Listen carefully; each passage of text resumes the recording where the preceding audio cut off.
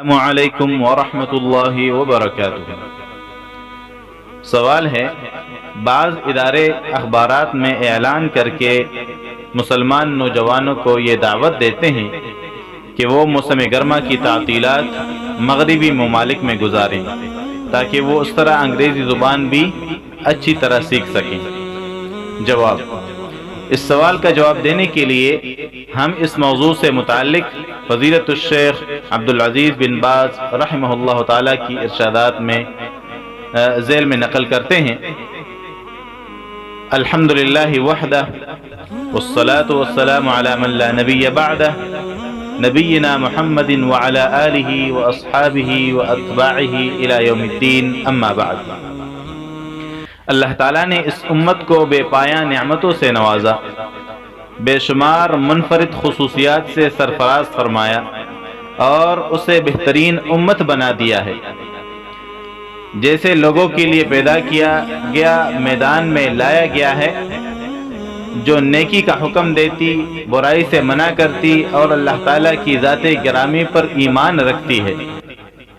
اللہ تعالیٰ کی عطا کردہ ان نعمتوں میں سے عظیم ترین نعمت اسلام ہے، جسے اللہ تعالیٰ نے اپنے بندوں کے لیے شریعت اور دستور حیات کے طور پر پسند فرمایا، اور اس کے ساتھ اس نے اپنے بندوں پر اپنی نعمتوں کا اتمام اور اپنے دین کی تکمیل فرما دی ہے۔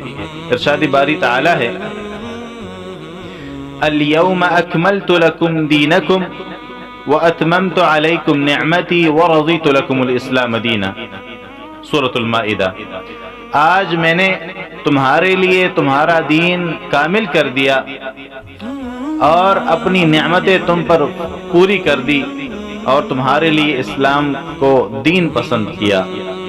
لیکن اس نعمت کبریٰ کی وجہ سے دشمنان اسلام مسلمانوں سے حسد کرنے لگے، ان کے دل کینے اور غصے سے بھر گئے اور اس دین اور دین والوں سے عداوت و دشمنی کرنے لگے اور یہ خواہش کرنے لگے، اے کاش وہ مسلمانوں کو اس نعمت سے محروم کر دے۔ جیسا کہ ان کے دلوں میں آنے والے خیالات کے بارے میں اللہ تعالیٰ نے فرمایا ہے کہ وَدُّوا لَوْ تَكْفُرُونَ كَمَا كَفَرُوا فَتَكُونُونَ سَوَاءً۔ سورہ نساء۔ وہ تو یہ چاہتے ہیں کہ جس طرح وہ خود کافر ہیں اسی طرح تم کو بھی کافر ہو کر سب برابر ہو جاؤ۔ اور فرمایا، یا ایھا الذین آمنوا لا تتخذوا بطانة من دونکم لا یألونکم خبالا ودوا ما عنتم قد بدت البغضاء من افواہہم وما تخفی صدورہم اکبر قد بینا لکم الآیات ان کنتم تعقلون۔ سورہ ال عمران۔ مومنوں، اپنے اہل ایمان کے علاوہ کسی غیر مذہب کے آدمی کو اپنا رازدار نہ بنانا۔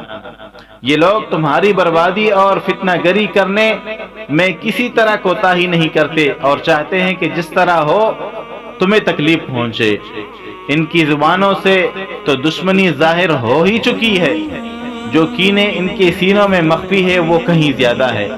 اگر تم عقل رکھتے ہو تو ہم نے تم کو اپنی آیتیں کھول کھول کر سنا دی ہے۔ اور اسی طرح فرمایا، ان یثقفوکم یکونوا لکم اعداء ویبسطوا الیکم ایدیہم والسنتہم بالسوء وودوا لو تکفرون۔ سورۃ الممتحنہ۔ اگر یہ کافر تم پر قدرت پالیں تو تمہارے دشمن ہو جائیں اور ایذا رسانی کے لیے تم پر ہاتھ بھی چلائیں اور زبانیں بھی، اور یہ چاہتے ہیں کہ تم کسی طرح کافر ہو جاؤ۔ اور فرمایا، وَلَا يَزَالُونَ يُقَاتِلُونَكُمْ حَتَّى يَرُدُّوكُمْ عَنْ دِينِكُمْ إِنِ اسْتَطَاعُوا۔ سورہ البقرہ۔ اور یہ لوگ ہمیشہ تم سے لڑتے رہیں گے یہاں تک کہ اگر وہ طاقت رکھیں تو تم کو تمہارے دین سے پھیر دیں۔ ایسی بہت سی آیات ہیں جن سے معلوم ہوتا ہے کہ کافر مسلمانوں سے عداوت رکھتے ہیں اور اپنے مقاصد کو عملی جامہ پہنانے میں کوئی دقیقہ فرد گذاشت نہیں کرتے، اور اس کے لیے وہ مخفی اور ظاہر ہر قسم کے اسباب و وسائل اختیار کرتے ہیں۔ انہی وسائل میں سے یہ بھی ہے جو مختلف یورپین ادارے اخبارات میں اعلانات کے ذریعے مسلمان نوجوانوں کو دعوت دیتے ہیں کہ وہ موسم گرما کی تعطیلات یورپ اور امریکہ کے مختلف علاقوں میں گزاریں تاکہ وہ اس طرح انگریزی زبان میں اچھی طرح مہارت حاصل کرے، اور پھر اس طرح وہ آنے والے لوگوں کے تمام اوقات کا باقاعدہ ایک پروگرام مرتب کر لیتے ہیں۔ یہ پروگرام کچھ اس طرح کے نکات پر مشتمل ہوتا ہے۔ نمبر 1، کسی انگریز کافر خاندان میں طالب علم کے قیام کا بندوبست، حالانکہ اس میں بہت سے قابل اعتراض پہلو ہیں۔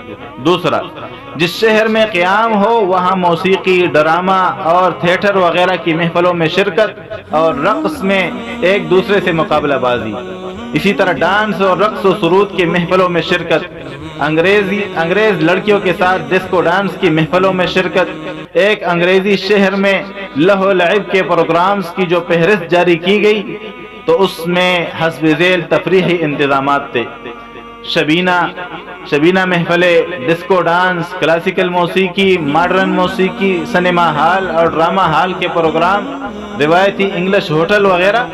انگریزی اداروں کے مسلمان نوجوانوں کو اسی طرح کے پروگرام میں شرکت دعوت دینے سے جو اغراض و مقاصد ہے وہ بہت خطرناک ہے، اور ان میں سے چند حسب ذیل ہیں۔ نمبر 1، اس سے مسلمان نوجوانوں کو جاوائے مستقیم سے ہٹا کر گمراہ کرنا مقصود ہے۔ دوسرا، نوجوانوں کے اخلاق کو خراب کرنا اور اسباب و وسائل مہیا کر کے انہیں اخلاقی بے راہ روی اور انارکی میں مبتلا کرنا ہے۔ تیسرا، مسلمانوں کے عقیدے میں تشکیک پیدا کرنا ہے۔ چوتھا، مسلمان نوجوانوں کو مغربی تہذیب پر فریفتہ کرنا اور اس کا دلدادہ بنانا ہے، اسی طرح اسے مغرب کے بدترین اخلاق و عادات کا عادی بنانا ہے، دین اور دینی آداب و احکام سے دور ہٹانا ہے۔ مسلمان نوجوانوں کی اس انداز سے تربیت کرنا کہ ان پروگراموں سے فارغ ہو کر جب وہ اپنے ملکوں کو جائے تو مغرب اس کے افکار و نظریات اور اس کے طرز بود و باش کے مبلغ اور داعی بن کر جائے۔ یہ اور اسی طرح کے اور بہت سے اغراض و مقاصد ان دشمنان اسلام کے پیش نظر ہوتے ہیں، جن کے حصول کے لیے یہ اپنے تمام وسائل اور بے شمار ظاہری و مخفی اسالیب و ذرائع اختیار کرتے ہیں۔ مسلمان ملکوں کے نوجوانوں کو اپنے دام فریب میں پنسانے کے لیے یہ لوگ اپنے ان دعوتی اداروں کے عربی نام بھی رکھ لیتے ہیں تاکہ بڑی عیاری اور ہوشیاری اور چالاکی کے ساتھ مسلمان نوجوانوں کو گمراہ کر سکے۔ اس لیے میں اپنے اس ملک کے مسلمان بھائیوں کو خصوصاً اور دیگر تمام عالم اسلام کے مسلمان بھائیوں کو عموماً تلقین کرتا ہوں کہ وہ ان اداروں کے دام فریب میں نہ پھنسے، ان سے حد درجہ محتاط رہیں، ان کی کسی دعوت کو قبول نہ کرے، کیونکہ ان کے یہ سارے پروگرام ایک میٹھا زہر ہے۔ یہ دشمنان اسلام کی دسیسہ کاریاں ہیں جن سے مقصود یہ ہے کہ مسلمانوں کو فتنوں میں مبتلا کر کے ان کے دین عقیدہ میں تشکیک پیدا کر کے انہیں بے دین بنا دیا جائے، جیسا کہ اللہ تعالیٰ نے اپنی کتاب مقدس میں ان کے بارے میں یہ فرمایا وَلَن تَرْضَى عَنْكَ الْيَهُودُ وَلَا النَّصَارَى حَتَّى تَتَّبِعَ مِلَّتَهُمْ، سورہ بقرہ۔ اور آپ سے نہ تو یہ یہودی کے بھی خوش ہوں گے اور نہ عیسائی، یہاں تک کہ آپ ان کے مذہب کی پیروی اختیار کر لیں۔ امور طلبہ کے منتظمین کو بھی بطور خاص یہ نصیحت کروں گا کہ وہ اپنے بچوں کی حفاظت کریں اور انہیں اس قسم کے بیرونی سفر کی قطعاً اجازت نہ دیں، کیونکہ اس میں ان کے دین، اخلاق اور ملک کی خرابی کے کئی پہلو ہیں، جیسا کہ ہم نے قبل ازیں بیان کیا ہے۔ یہ حضرات بچوں کی رہنمائی کرے کہ وہ اپنے ہی شہروں کی تفریحی مقامات پر، جو کہ الحمدللہ بہت ہیں، موسم گرما کی تعطیلات بسر کرنے کا پروگرام بنائیں۔ اس سے مطلوب و مقصود بھی حاصل ہو جائے گا اور ہمارے نوجوان ان خطرات، مشکلات، صعوبات اور برے نتائج و اثرات سے بھی محفوظ رہیں گے جو اجنبی ممالک میں جانے سے پیش آتے ہیں۔ اللہ عز و جل سے دعا ہے کہ وہ ہمارے ملک، دیگر تمام اسلامی ممالک اور ہمارے تمام نوجوانوں کو ہری بری اور ناپسندیدہ بات سے بچائے۔ دشمنوں کے مکر و فریب سے انہیں محفوظ رکھے، ان کے مکر و فریب کو ناکام و نامراد بنائے۔ اللہ تعالی ہمارے حکمرانوں کو بھی یہ توفیق بخشے کہ وہ اس قسم کے جھوٹے پروپیگنڈے اور خطرناک اعلانات پر پابندی لگائے، نیز انہیں توفیق بخشے کہ وہ انسانوں اپنے علاقوں اور شہروں کی بہتری کے کام کر سکیں۔ اللہ تعالیٰ ہی کارساز و قادر ہے۔ وصلی اللہ وسلم علی عبدہ ورسولہ نبینا محمد وعلی آلہ وصحبہ واتباعہ بإحسان الی یوم الدین۔